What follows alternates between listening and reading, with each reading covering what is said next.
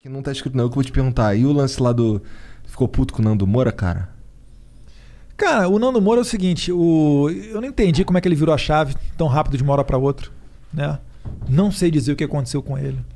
A gente foi chamar ele pro CIPEC, mas de fato eu desconvidei porque a galera ia vaiar ele, ia ser um surto de loucura, ele ia mandar a galera ir para aquele lugar, sei lá. Porque ele falou que Aí ele eu quer. falei, não, cara, ele começou a sentar porrada de uma maneira assim, totalmente bizarra. Será que não dá pro cara entender um pouquinho de como é que é você sentar na cadeira presidencial e ter a visão de governo? Assim, o nosso objetivo tá lá. A gente vai continuar lutando para aqueles objetivos. Jair Bolsonaro, 20, 30 anos dentro do Congresso Nacional, todo mundo sabe o que ele quer. Agora, não é que sentou na cadeira de presidente, o cara consegue fazer o que ele quer, cara.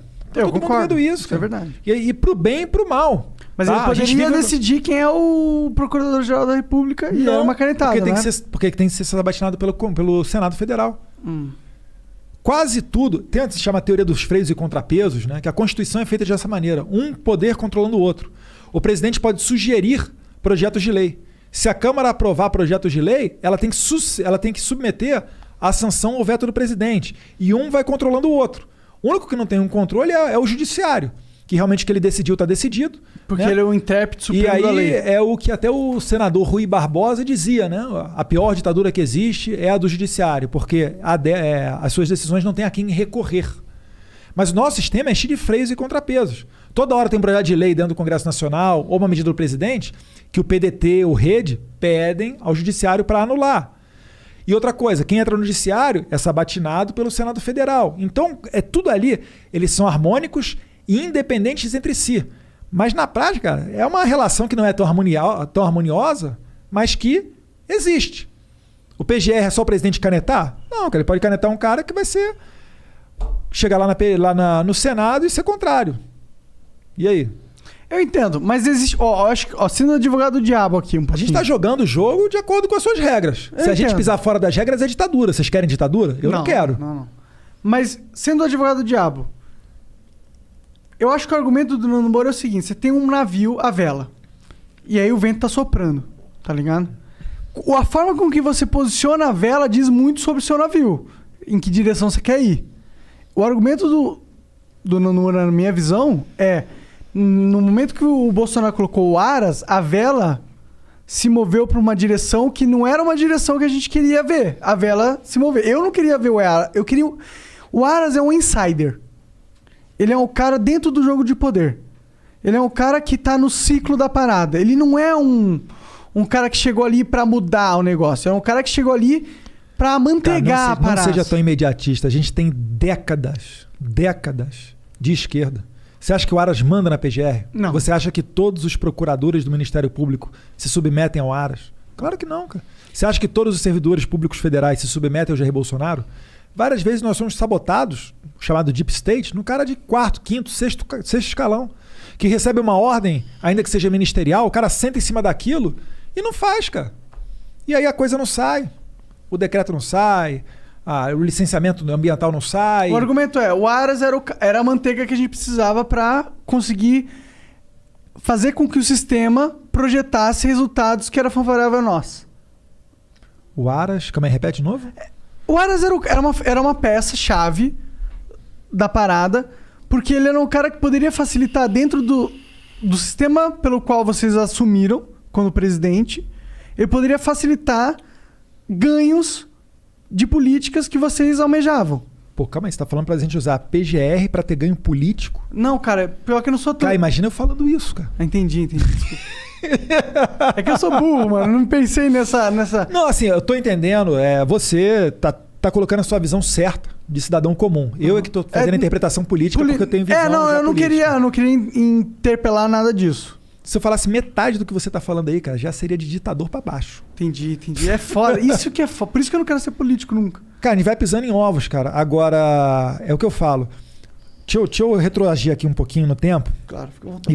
E falar com o pessoal.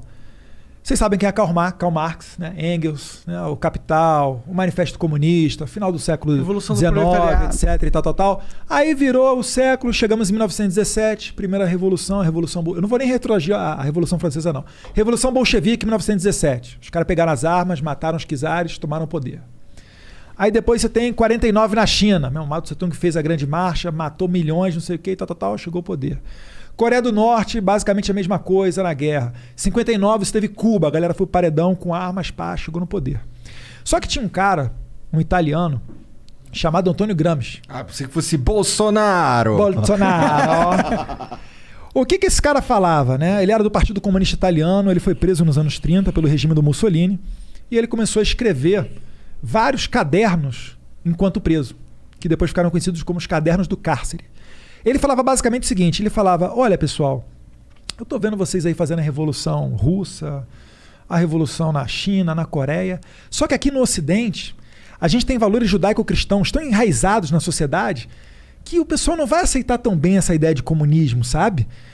Então o que vocês precisam fazer? Vocês precisam primeiro mudar a cultura da sociedade e depois esse poder político chegará naturalmente. É basicamente o seguinte, não tome quartéis, tome escolas. Faça a revolução cultural que os socialistas, hoje socialistas ou progressistas, né, mas naquele tempo marxistas, comunistas, vão chegar ao poder sem que as pessoas nem se deem conta disso, utilizando-se das regras democráticas. E aí, os livros dele, que primeiro foram para a Rússia, depois chegaram nos anos 60 no Brasil, ele deu um filhotinho chamado Paulo Freire. E aí começou a startar uma espécie quase de gotejamento, que a conta-gotas, a esquerda ela ia colocando uma pecinha em cada ponto desse xadrez. No começo, ninguém dava bola para isso daí. Falava, pô, irmão, tá maluco? Os caras vão dominar a universidade, vão tomar o poder. Cala a boca, cara. Quem tá no poder aqui são os militares. O militar acabou de, chegar no regime aqui, tem Castelo Branco, tem Geisel, tem Garraças do Médici e tal. Cala a boca. Os militares negligenciaram essa invasão nas universidades. Mas esse trabalho de longo prazo deu tão certo que eles chegaram a um domínio absoluto. Tal qual é o desafio. Qual foi a última monografia em universidades federais que mete o pau no comunismo? Não tem.